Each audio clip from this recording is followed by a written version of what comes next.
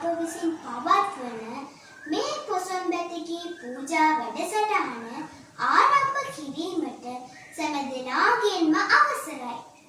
මමත් මගේ යෙහෙළියනුත් අපේ දක්ෂකම් ඔබ හමුවේ ඉදිරිපත් කිරීමට නොඉවසිල්ලෙන් සැදී පැහැදී බලාගෙන සිටිනවා. ඉතින් අපේ දක්ෂකම් බැලීමට මෙහි සැපමිනි සියලු දෙනාම ප්‍රතිසිතින් පිළිගනු ලබනවා.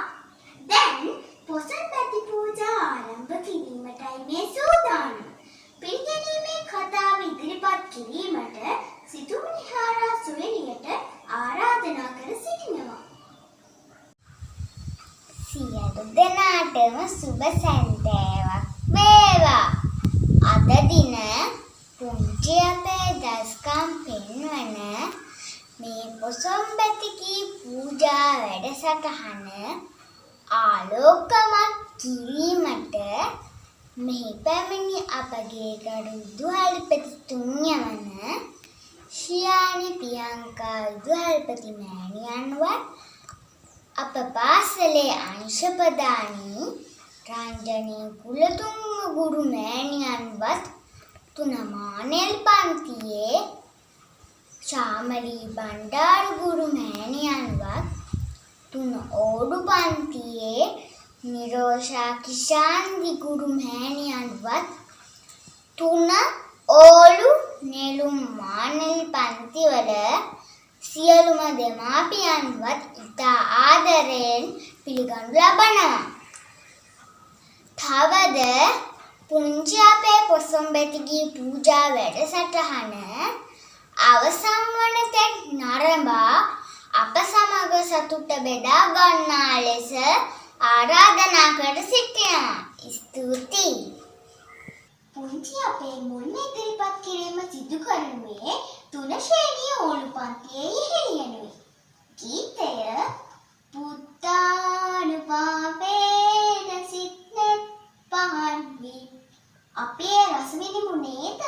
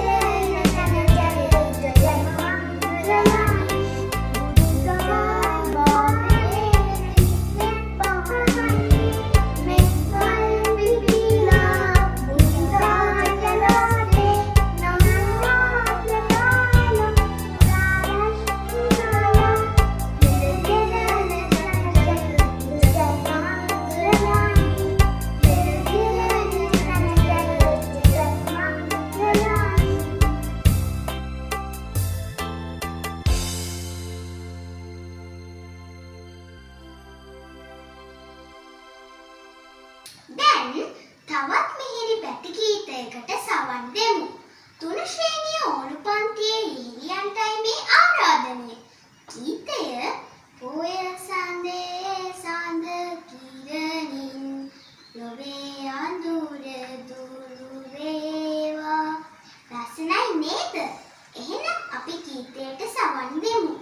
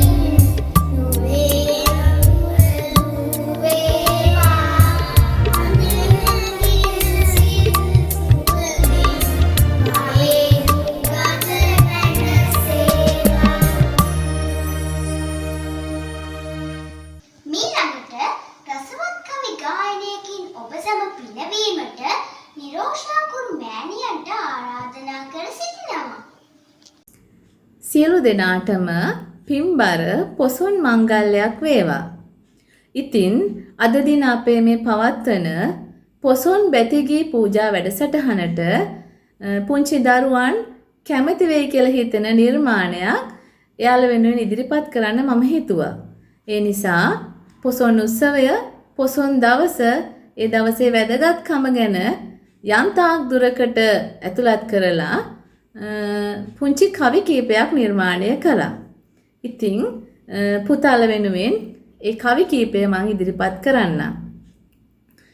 පොසොන් සඳ පායලා රෑ අහසේ දිලෙනවා, පන්සලේ සිල් සුවඳ සිව් දෙසට හමනවා, පන්සලේ සිල් සුවඳ සිව් දෙසට හමනවා. පොසොන් දින ලක්බිමට මුනි වැඩම කරනවා, දෙවන පෑතිස් නිරිඳු වනයේ සැරිසරනවා, දෙවන පෑතිස් නිරිඳු වනයේ සැරිසරනවා. මිහිඳු මහ හිමියන්ගේ දම්පදය ඇහෙනවා, නිරිඳු ඒ සැනකින්ම දම් ගඟේ ගිලෙනවා, නිරිඳු ඒ සැනකින්ම දම් ගඟේ ගිලෙනවා. බුදු දහම ඇරඹුමේ මුල මෙනෙහි කරනවා, ලෝ සතුන් සියලු දෙන පොසොන් සිරි විඳිනවා, ලෝ සතුන් සියලු දෙන පොසොන් සිරි විඳිනවා. පොසොන් සඳ පායලා රෑ අහසේ දිලෙනවා, පන්සලේ සිල් සුවඳ සිව් දෙසට හමනවා, පන්සලේ සිල් සුවඳ සිව් දෙසට හමනවා. ස්තුතියි. ඉතින් දැන් අපි මේ සුදානම් වන්නේ ක්‍රමශේණී නෙළුම් පන්ති ඉගෙනම ලබන මගේ මිතුරියන්ගේ වීර ගීතයක් රස විඳින්න. පුංචි අපි බුදු සාදුට සොඳමල් පූජා කරනවා. අපි හැමෝම එකතු වෙලා බුදු සාදු වඳින්නයි මේ සූදානම. යාළුවනේ, ඔන්න දැන් ඔයාලටයි මේ අවස්ථාව උදා වෙන්නේ. බුදු සාදු බුදු සාදු සඳුන් ගසා වෙන්නම් මම ගීතෙම ඉදිරිපත් කරේ.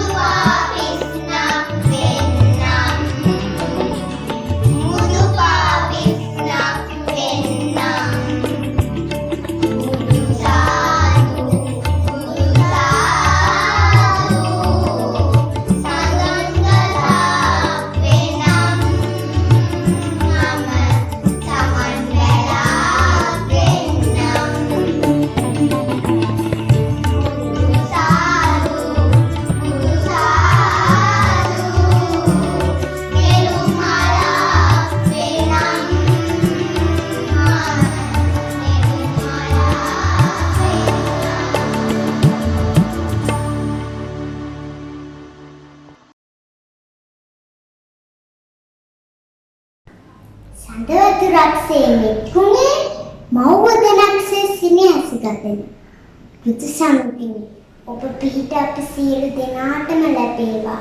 මේ තුන් නෙළුම් පන්තියේ මගේ ආදරේ හෙදියන්ගේ ගීතය.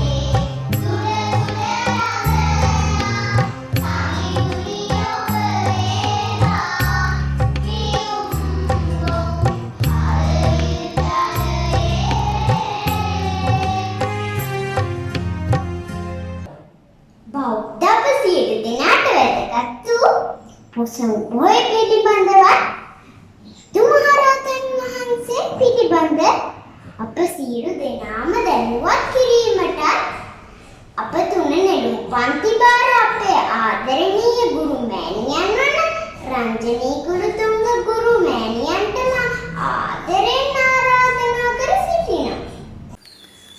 දියණියන් සියලු දෙනාටම සුබම සුබ පොසොන් මංගල්‍යයක් වේවා කියලා මම මුලින්ම ප්‍රාර්ථනා කරනවා.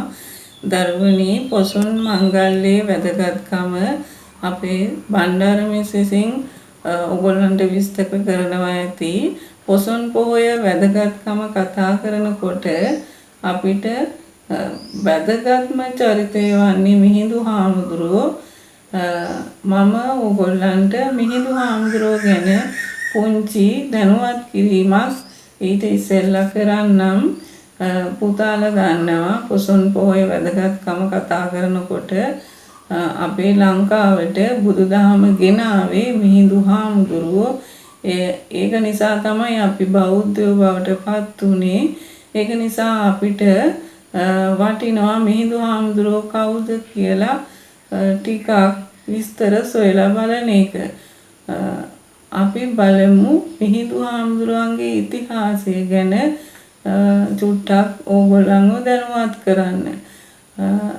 දඹදිව කියන්නේ ඉන්දියාවේ හිටියා පුතේ මෞර්ය වංශික අධිරාජ්‍යයක් අශෝක කියලා. අශෝක අධිරාජ්‍යයා තමයි දඹදිව ශ්‍රේෂ්ඨ පාලකයා වුණේ. වකට එතුමාගේ දේවිය වේදිස කියන දේවියත් අශෝක අධිරාජ්‍යගේ දේවිය වේදිස. එතකොට මේ දෙන්නගේ වැඩිමහල්ම පුතා තමයි මිහිඳු හාමුදුරුවෝ කියලා කියන්නේ. එතකොට ධර්මාශෝක රජතුමා අපි නැත්තම් මේ මෞර්ය වංශික අධිරාජ්‍ය අශෝක අධිරාජ්‍ය කාලයක් හැඳින්වුවා ධර්මිෂ්ඨ නායකයෙක් හැටියට. අධර්මිෂ්ඨ නායකයෙක් හැටියටත් හැඳින්වුවා. හැබැයි පුංචි සාමණේර නමක් නිසා මේ අධිරාජ්‍ය නැත්නම් අශෝක අධිරාජ්‍ය ධර්මිෂ්ඨ නායකයෙක් බවට පත් වුණා. බුදුහාමුදුරුවෝ පිරිනිවන් පාලා අවුරුදු 236කට පස්සේ දඹදිව තුන්වෙනි ධර්ම සංගායනාව පැවැත්වුවා. දඹදිව ධර්ම සංගායනා 3ක් පැවැත්වුවා පුතේ නිර්මල බුදුදහම රැක ගන්න. පළවෙනි ධර්ම සංගායනාව මාස 3කින් බුදුහාමුදුරුවෝ පිරිනිවන් පාලා. ඒ වගේ දෙවෙනි ධර්ම සංගායනාව. එතකොට තුන්වෙනි ධර්ම සංගායනාව පැවැත්වුවේ මේ ධාර්මික අශෝක රජතුමා. මේ අශෝක රජතුමා තුන්වෙනි ධර්ම සංගායනාව පවත්වලා ධර්ම දූත සේවාවක් ආරම්භ කළා. මොකද ඉන්දියාවේ විතරක් තීච බුදුදහම ලෝකය පුරා බෙදා හරින්න තමයි ඒ ධර්ම දූත සේවාව ආරම්භ කළේ. එතකොට මෙතුමාගේ බලාපොරොත්තුවක් තිබුණා රටවල් කිහිපයක බුදුදහම ව්‍යාප්ත කරන්න. ඒක නිසා අශෝක රජතුමා රටවල් 9කට බුදුදහම බෙදා හැරියා. එවකට ලංකාවේ රජකම් කළේ දේවානම්පියතිස්ස රජතුමා. දේවානම්පියතිස්ස රජතුමා අශෝක අධිරාජ්‍යගේ මිතුරෙක්. බොහෝම ළඟින් ඇසුරු කරපු මිතුරෙක් නිසා රහතන් වහන්සේලා වෙන වෙන රටවල් වලට ධර්ම දූත සේවාව සඳහා යවුවත් ලංකාවට වැඩම කෙරෙව්වේ තම පුතා මිහිඳු හාමුදුරුවන්ව. එතකොට මිහිඳු හාමුදුරුවන්ව ලංකාවට එව්වේ දේවානම්පියතිස්ස රජතුමාගේ හිතවත්කම මත. එතකොට මිහිඳු හාමුදුරුවෝ ලංකාවට එනකොට ලංකාවේ නොයෙක් ආගම් අදහන ගස්ගල් වඳින පුදන පිරිසක් තමයි හිටියේ. ගෘහ නිර්මාණ ශිල්ප තිබුණේ නැහැ. ඒ කියන්නේ ගෙවල් හදන ඒවා, කලා නිර්මාණ, චිත්‍ර ඒ වගේ දේවල් තිබුණෙත් නැහැ ලංකාවේ. ඒතකොට මිහිඳු හාමුදුරුවෝ බුදුදහම විතරක් නෙමෙයි ලංකාවට ගෘහ අලංකරණේ ඒ කියන්නේ ගෙවල් ලස්සනට හදන විදිය, ඊළඟ චිත්‍ර නිර්මාණ, මූර්ති, කැටයම් ඕවා සියලු දේම ලංකාවට අරගෙන වැඩම කළේ මිහිඳු හාමුදුරුවෝයි.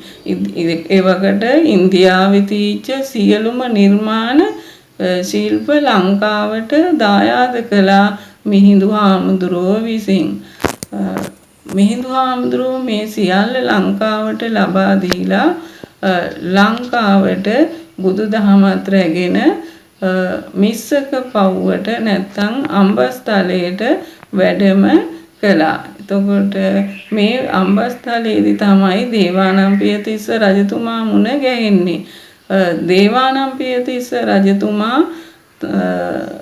මිහිඳු හාමුදුරුව මුලින්ම දේවානම්පියතිස්ස රජතුමාව මුණ ගස්ස ගන්නේ රජතුමා බෞද්ධයෙක් වුණොත් විතරයි ඒ රට බෞද්ධ රටක් වෙන් කරගන්න පුළුවන් වෙන්නේ. ඒ නිසා දේවානම්පියතිස්ස රජතුමා තෙරුවන් සරණ ගිය බෞද්ධයෙක් කරන්න තමයි මුලින්ම උත්සාහ ගත්තේ. ඒක නිසා දේවානම්පියතිස්ස රජතුමාට චුල්ලහස්ති පදෝපම සූත්‍රය දේශනා කරනවා මුලින්ම. ඒ දේශනාව අහලා දේවානම්පියතිස්ස රජතුමා තෙරුවන් සරණ ගිය බෞද්ධයෙක් බවට පත් වෙලා ඊට පස්සේ මිහිඳු හාමුදුරුවන්ට ආරාධනා කරනවා ලංකාවේ වැඩවසන ලෙස. එතකොට රජතුමාගේ ආරාධනාවෙන් මිහිඳු හාමුදුරුව ලංකාවේ වාසය තෝරගන්නවා. එතකොට දේවානම්පියතිස්ස රජතුමා මහමෙවුනා උයන මිහිඳු හාමුදුරුවන්ට පූජා කරාම මිහිඳු හාමුදුරුවෝ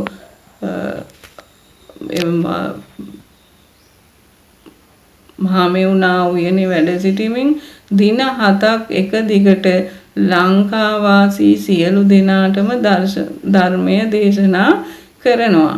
මෙහෙම ධර්මය අහපු ලංකාවේ හිටපු සියලුම පිරිස වැඩි පිරිසක් රහත් භාවයට පත් වෙනා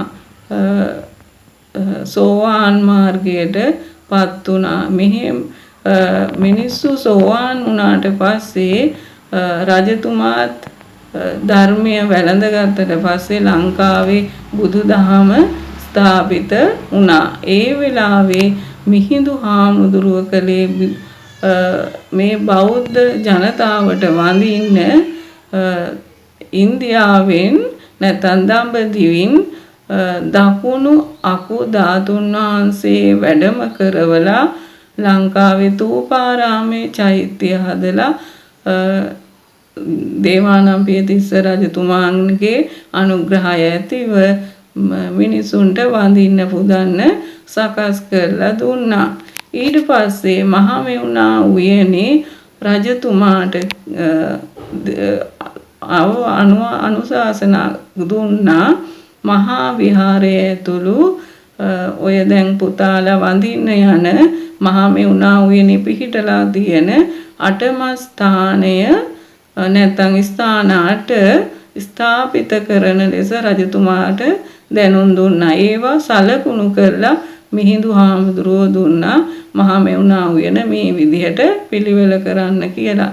එතන ඉඳන් තමයි පුතේ මිහිඳු හාමුදුරුවෝ අපේ රටට අපේ ආගමට අපිට වැදගත් ස්ථානයක් ලබා දුන්නේ.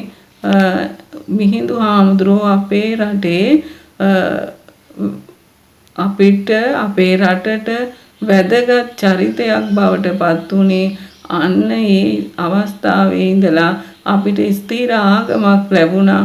අපිට ස්ථිර නිර්මාණ ශිල්ප ලැබුණා. අධ්‍යාපනය ලැබුණා. ගොඩාක් දේවල් අපේ රටට දායාද කරපු නිසා තමයි අදත් අපි මිහිඳු හාමුදුරුවෝ අපේ ප්‍රධාන නායකයාණන් වහන්සේ නමක් විදිහට සලකන්නේ.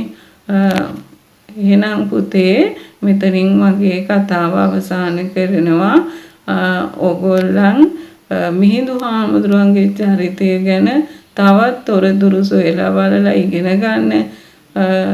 ඔයාලට සුබම සුබ දවසක් වේවා කියලා මම ප්‍රාර්ථනා කරනවා. ස්තුතියි. මෛත්‍රිය කරුණාව හැම දෙනාගේ සිත්වල ඉතිරේවා කියලා පුංචි අපි මේ ගීතේ ප්‍රාර්ථනා කරනවා. ගීතේ ඉදිරිපත් කරන්නේ තුනෙනෙරුම් පන්තියේ මිතුරියන් විසිනුයි. මෙත්මල් පිපි දේවා සිතුල මෙත්මල් පිපි දේවා.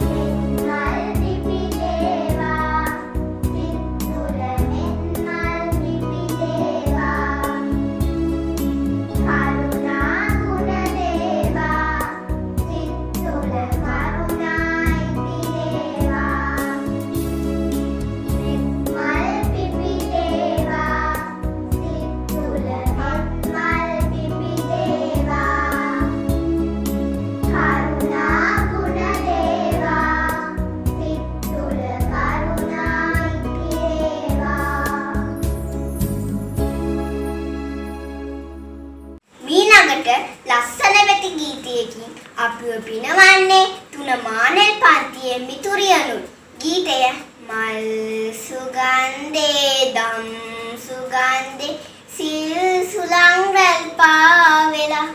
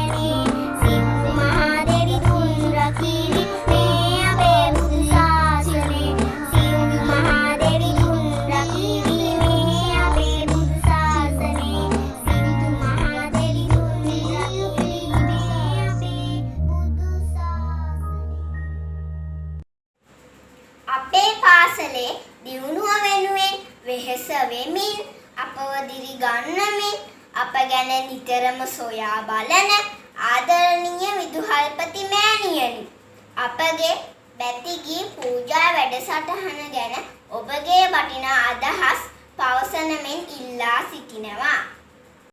පින්බර පොසොන් පොහොය වෙනුවෙන් 3 වෙනි ශ්‍රේණියේ දුවලා විසින් සංවිධානය කරන ලද මෙම වැඩසටහන ආමන්ත්‍රණය කිරීමට ලැබීම මාලද ජයග්‍රහණයක් ලෙස සලකනවා.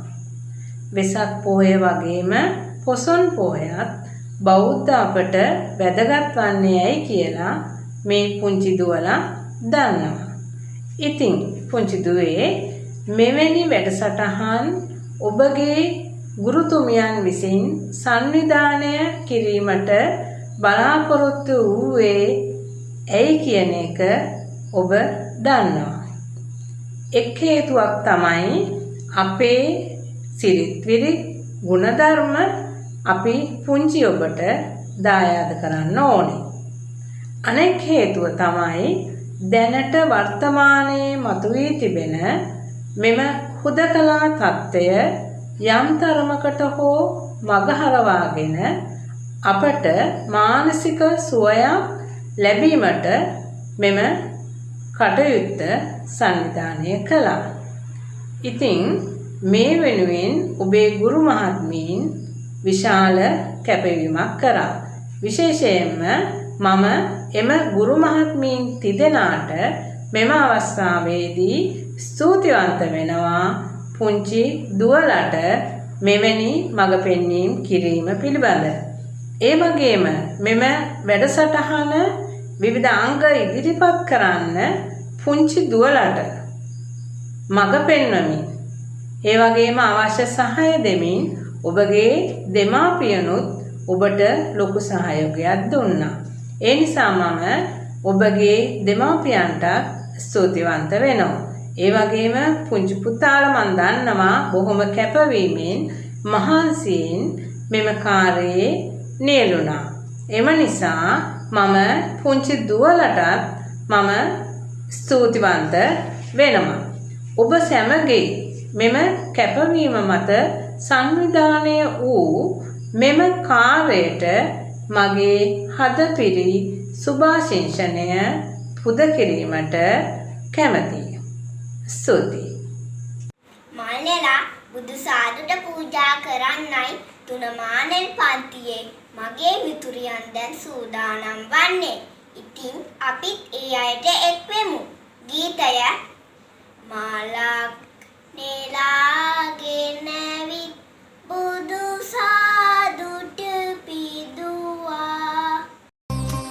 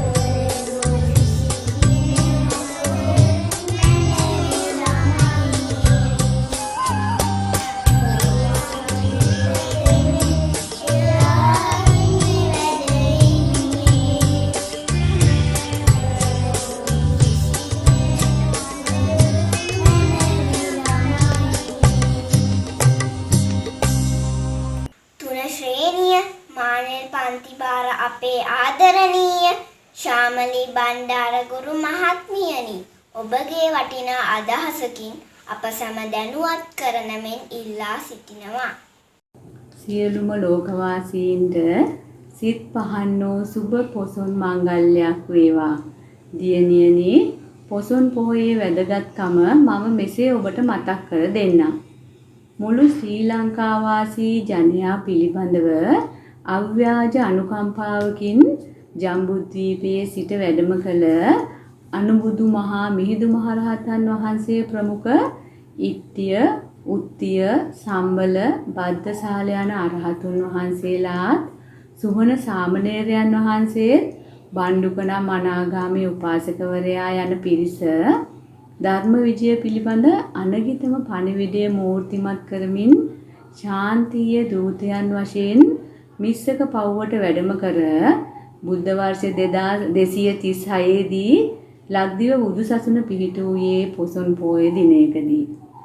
හුදෙක් ස්වයං විනෝදයේ පිණිස මුවදඩේමේ යෙදී සිටි තිස්ස රජු මිස්සක පව් අසලදී පංචශීලයේ පිහිටුවා චුල්ලහත්තිපදෝපම සූත්‍රය දේශනා කරමින් රජු ඇතුළු ලංකාවාසීන් පවෙන් මුදවා බෞද්ධයන් බවට පත් වූනේ පොසොන් පෝය දිනයකදී. ඒ වගේම චුල්ලහත්තිපදෝපම සූත්‍රය මිහිඳු හිමියන් විසින් ප්‍රථම වරට දේශනා කර දෙවන පෑතිස් රජු ඇතුළු 40000ක් දෙනා තෙරුවන් සරණ ගියේ පොසොන් පෝය දවසකදී. සුමන සාමණේරයන් වහන්සේගේ ආරාධනෙන් මිස්සක පව්ව අභියසට වැඩි දෙවියන් හට සචිත්ත පරියාය සූත්‍රය මිහිඳු හිමියන් විසින් දේශනා කළේ පොසොන් පෝය දවසක. ලක්දිව ප්‍රථම මහාන උපසම්පදාව වන බණ්ඩුක උපාසක මහාන උපසම්පදාව සිදු වූයේ පොසොන් පෝය දිනයකදී. බුදු වී සිව්වන සතියේ රුවන්ගේ වැඩ හිඳිමින් ධර්මයේ මෙනෙහි කරන බුදුරදුන්ගේ ශරීරයෙන් ප්‍රථම වරට සවනක් ඝන බුදු රැස් විහිදුනේ පොසොන් පෝය දිනයකදී. මේ කරුණු නිසා අපට පොසොන් පෝය ඉතා වැදගත් වෙනවා. ඔබ සැමට තෙරුවන් සරණයි. මීළඟට තුන මානෙල් පන්තියේ යෙහෙලියන් ඉදිරිපත් කරන බැති ගීතයට සවන් දෙමු. ගීතය දුර පේන තැනිතලා අනුරාධපුර දිහා. එහෙනම් ඒක රස විඳිමු නේද?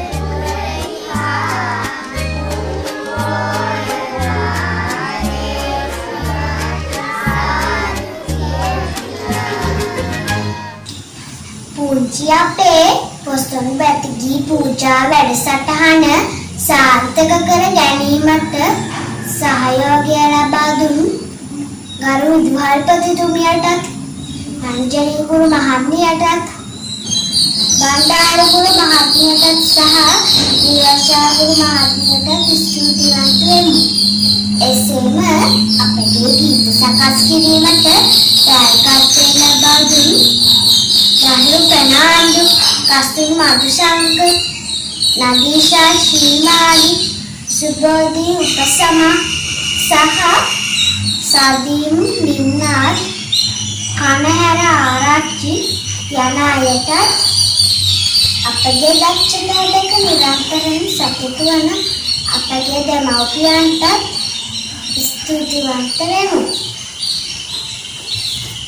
ඉතින් අපගේ දක්ෂතා නරඹමින් මෙතෙක් වේලා අපහා රජිස්ට්‍රීම ගැන පුංචි අපි ඉතා සතුටටපත් වූ අතර ලබන වසරේදී මෙවන් වැඩසටහනකින් හමු වෙමු. ඔබ සැමට තෙරුවන් සරණයි.